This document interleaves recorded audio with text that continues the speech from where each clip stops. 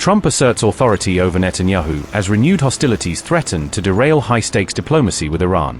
"I call the shots," Trump reportedly tells the Financial Times in a blunt message aimed at Israel's leadership.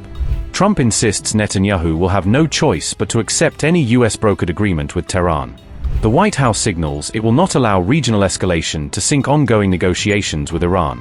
Trump brushes aside Iran's latest missile barrage, insisting it will not derail prospects for a deal. Growing differences between Washington and Tel Aviv over Iran are becoming increasingly difficult to conceal. Is Trump now more willing than ever to distance himself from Israel as tensions and spying allegations mount?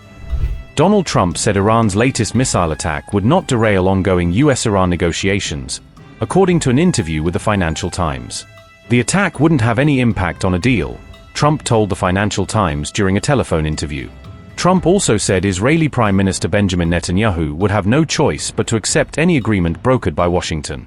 "I call the shots," Trump told the Financial Times, insisting that Netanyahu does not dictate U.S. foreign policy decisions. The comments came after Iran launched a missile barrage against Israel on June 7 to 8, following a dispute over the Lebanon ceasefire.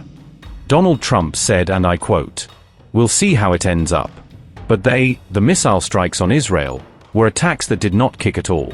It's one of those things that's been going for 3,000 years, or 47 years, depending on how you count.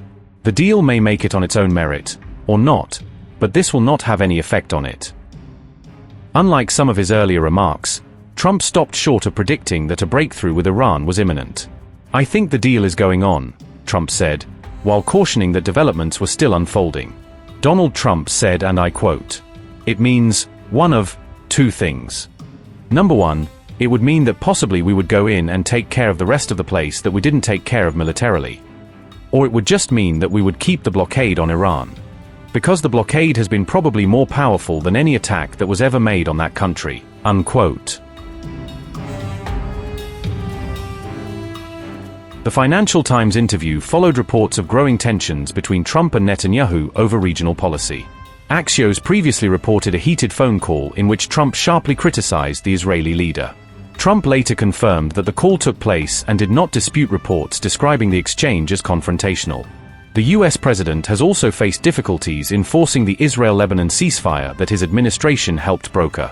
Israel continued conducting strikes in Lebanon despite repeated U.S.-backed efforts aimed at reducing tensions.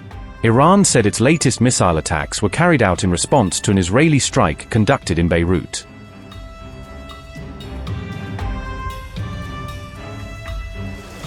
Iran unleashes a fresh missile barrage just hours after Israel carried out strikes deep inside Iranian territory.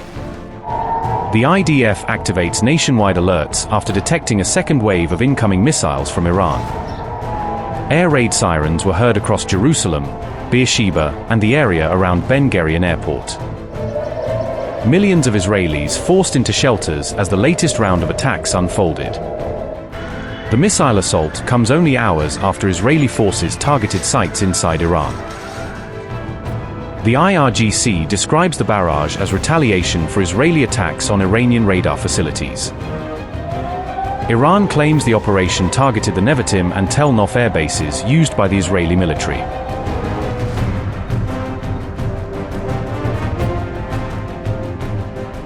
Iranian missiles were also seen crossing skies above neighboring Jordan during the attack. Warning sirens were sounded in Amman amid heightened fears of a widening regional conflict. Reports indicate missile debris fell in northern Jordan as the exchange spilled beyond Israel and Iran. Fears of a broader Middle East war intensify as both sides continue trading strikes.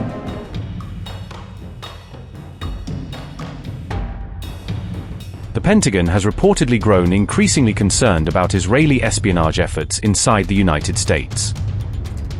Israel is said to have gathered intelligence on senior figures in the Trump administration. The targeted officials were reportedly directly involved in shaping U.S. policy on Iran.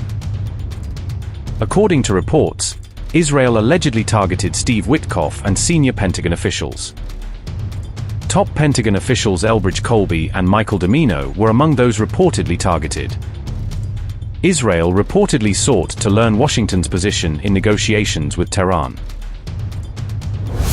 I-24 News citing New York Times reported, and I quote, "Some officials may have been especially exposed because they used private planes, discussed sensitive business on personal phones, and at times declined embassy support abroad." Unquote. The new disclosure follows an earlier NBC report on alleged Israeli espionage efforts in the United States. Notably, Israel's embassy in Washington denied spying, while the White House rejected the earlier report.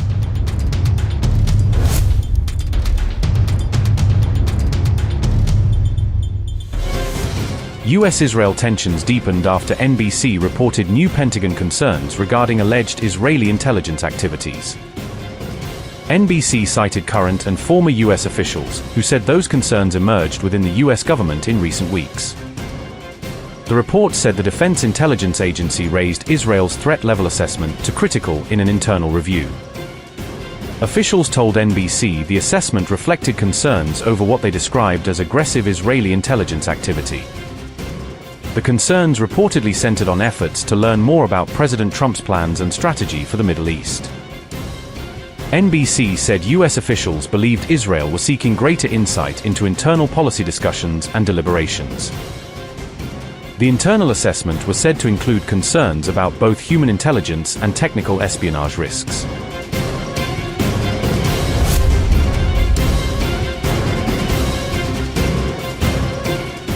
Israel's embassy in Washington rejected the claims and described the allegations as completely false. Israeli embassy spokesperson said, and I quote, "Israel does not gather intelligence on American entities, let alone U.S. government officials. Israel intelligence collection efforts aimed at its enemies, not its allies. Any claims to the contrary are either misinformed or politically motivated." Unquote. The White House also pushed back against the report, saying it was based on information it considered inaccurate. The Pentagon declined to comment publicly, while the Office of the Director of National Intelligence did not address the report. NBC said U.S. officials viewed the alleged activity as extending beyond what is typically expected between allied nations.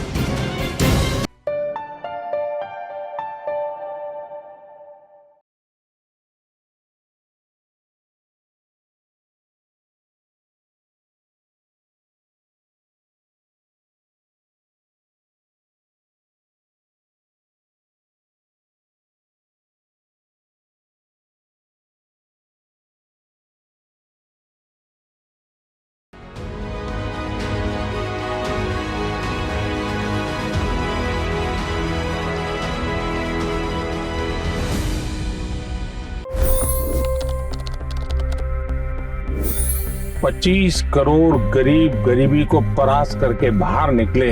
For the good of our nation, let's work together and let's truly make America great again. The fastest news breaks. Requested PM saying that we will have to speak to Putin and to Zelensky.